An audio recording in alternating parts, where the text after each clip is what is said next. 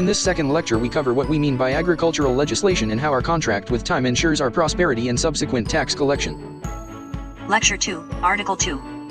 Organic legislation with county restrictions being strictly construed and its powers being liberally construed. The movement of the body is determined in Shelby County by a mayor/county commission structure. Prior to 1979 and after 1911, the county court and 3 commissioners in an executive capacity determined the direction of the county. Over 3 departments, workhouse and turnpike roads, county health, and purchasing and finance, commissioners executed the decisions of the county court. Those 3 commissioners, the Board of County Commissioners, shouldn't be confused with our current Board of Commissioners, as it was executive, and the current board is now legislative, but with the same name. The current board is the successor to the county court with the exception of its chairman, who prior to 1911 exercised the executive functions the current mayor is now expected to perform. In all affairs, private and local, the county mayor, county commission, and county charter officers who were elected shall have the freedom to exercise the liberty of the body as it sees fit, with one exception.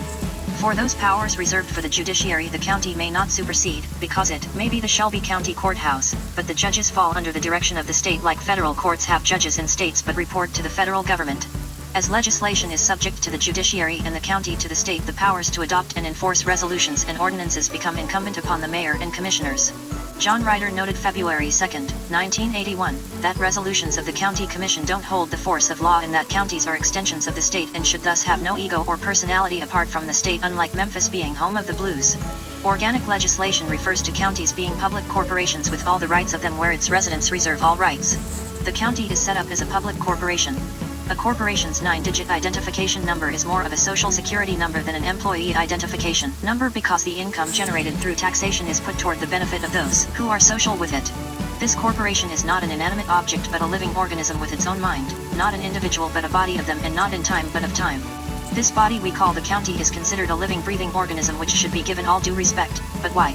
Well, because it, being county government, is a mental construct not made with human hands, where agreeing to be democratic it stands on that principle alone.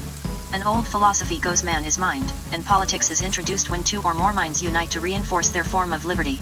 The county is all-encompassing as a public corporation, where private corporations may fall in line under the auspices of the county, adding to the fabric and texture of American or at least Tennessean culture.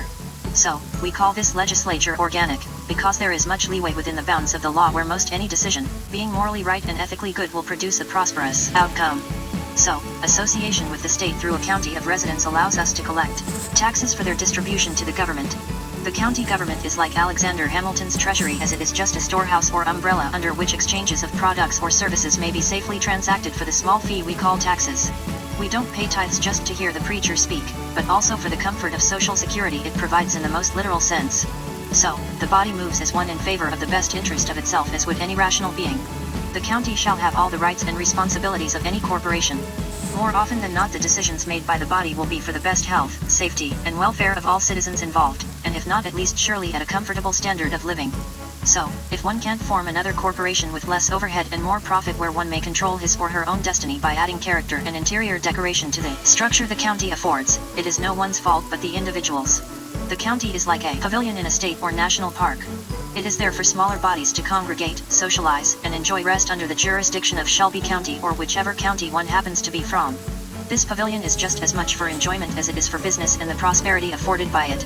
A democratic body is more of a machine than an individual is, because an individual is more prone to make mistakes in judgment than a body of sober-minded citizens whose only collective interest is the longevity of the body. All rights of the county shall be reserved to its citizens, as it is a public corporation, and through representatives elected to the commission, we see legislation toward our best interests. We call it organic because it takes shape where it may and not where it would will.